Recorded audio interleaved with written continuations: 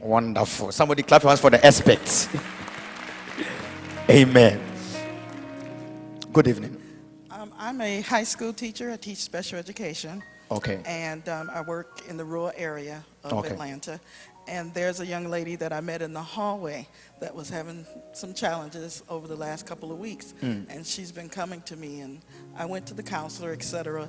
And pretty much everyone has given up hope on her, like she's an at-risk student. Wow. But she comes to me. So today she came to my classroom in the middle of the school day, and she says, I need to talk to you. And so I said, oh, I prayed for you last night. I'm glad you came. I prayed for you. I put your name in the atmosphere. She says to me, is that why God touched me this morning? Wow. And she says, what I need, she showed me her report card, and she's having some struggles. And she says, I came to ask you, would you go on my behalf and talk to my teachers? Because in 2 years, I'm going to stand up and graduate and not be the person that they say that I am. Yes. Somebody clap your hands to the name of the Lord. That's powerful. So you came to church and you brought her name up to God, and the Lord touched her. Any miracle you are receiving here is touching all your loved ones, your family members, anybody connected to you. They are receiving the same miracle. And then the second, then we had an emergency staff meeting after school, and we were told that there was a young man, 17, that had a 9mm loaded gun today at school. Jesus. And that the situation was handled peacefully, where we did not have to have a lockdown. Wow. And that's from the prayers that we prayed about no situation would be a terroristic situation. Do you remember? We prayed and said there will be no situation around us. Listen, the reason why God kept the school from that loaded gun was because of your prayers. Yes. Most of you, your business place, they are receiving some blessings, not because of the CEO, but because you are working there. God bless you. God bless you. God bless you. Let the next person come. Let the next person come. Good evening. Good evening. I work in Stone Mountain in a nursery. And usually I jump on the freeway to get to church, but today I was tired, I was sleepy, I was gonna go home and take a nap, and my manager asked me to stay an hour late. I stayed an hour late, and for some strange odd reason, I decided to drive the streetway. And as I was coming to a stop sign, there's 3 cars in front of me. And I was listening to my GPS because I didn't know how to get here on the street, and my car had a cold feel. My air wasn't on, my heat was on. Wow. And I looked up in the mirror, and I saw a red SUV coming at least 95 behind me. Jesus. And we're at a stop sign. And I saw a cloud in my mirror. You saw a cloud In my mirror. in your mirror. And he swerved past me into a ditch without wrecking my car or his.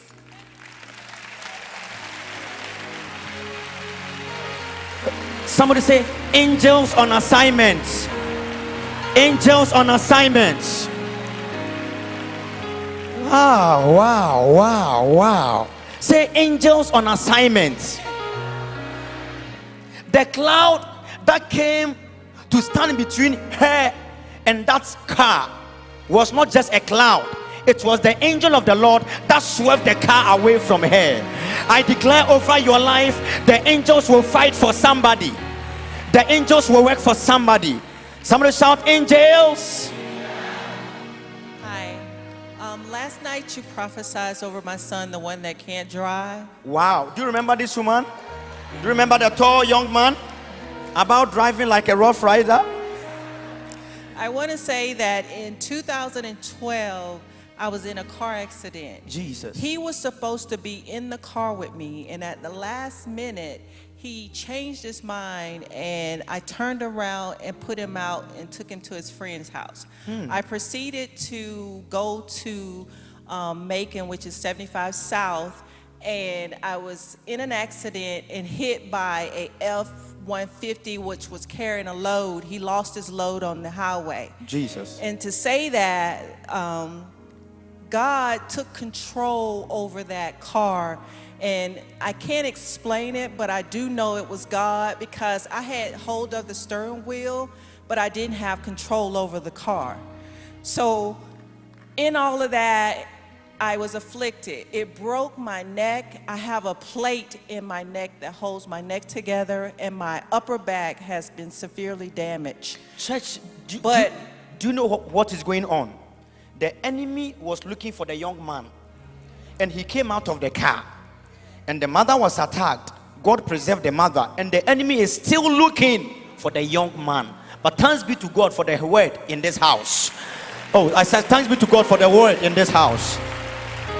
And I just want to say that God has covered me, and through all that I've been through, the enemy continues to try to attack me, but God is protecting me, and I'm just so grateful. I would continue to praise and worship him for the rest of my life. God bless you. I am a true walking survivor, and I love God. God bless you.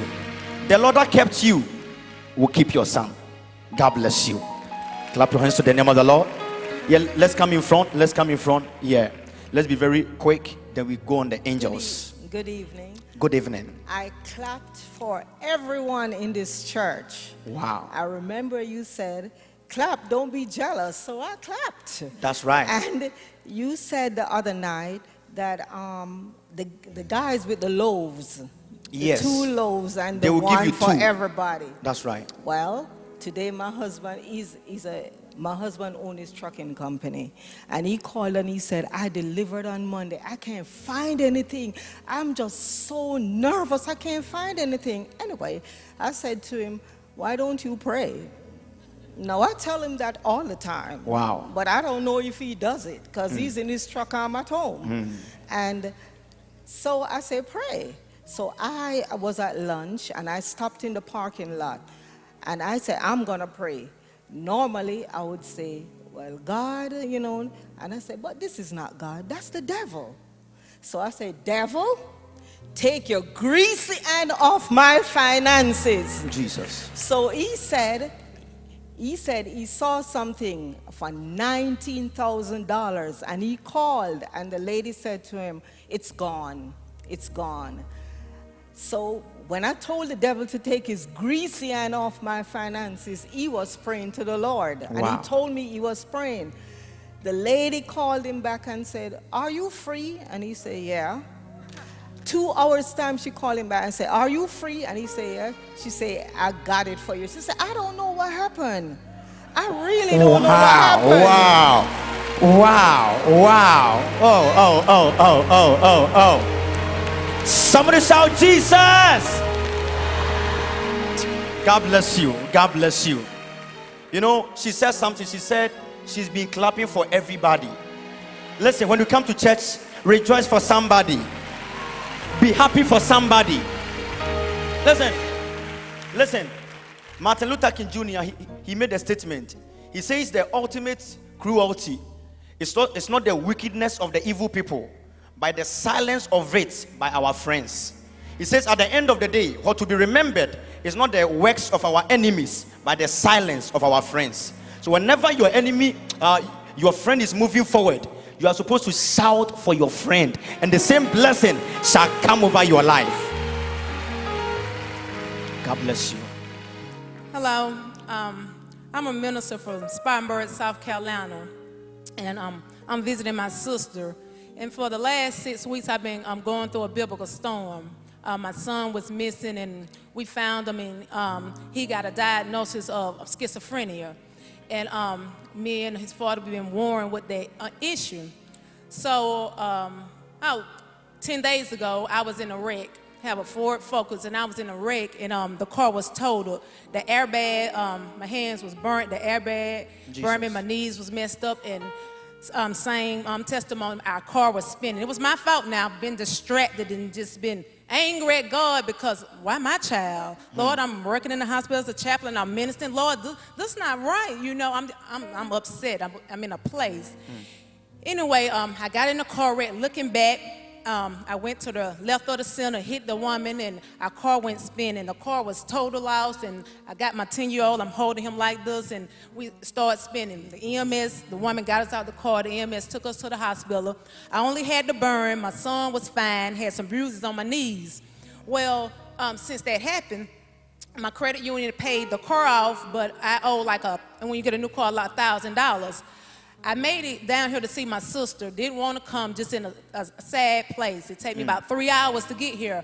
Last night, people was giving testimonies about cars and breaking chains and generational curses in family. As I was praising, I said, Lord, I'm getting on this corporate blessing. Lord, I'm getting in the flow.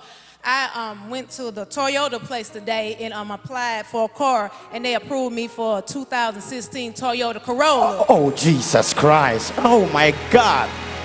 Listen, she received her testimony because she believed in somebody's testimony. I said she received her testimony because she believed in somebody's testimony. Somebody, your car is on the way. I said your car is on the way. I said your car is on the... Listen, so... And I got denied from a car, and they tried to give me a used car in South Carolina from where I'm from. I got denied from the same Toyota place in Spartanburg. But you came to Atlanta, came to here, you came to Georgia, and I got approved. I tried to get a you used came to one. New Birth, and what you were denied in South Carolina.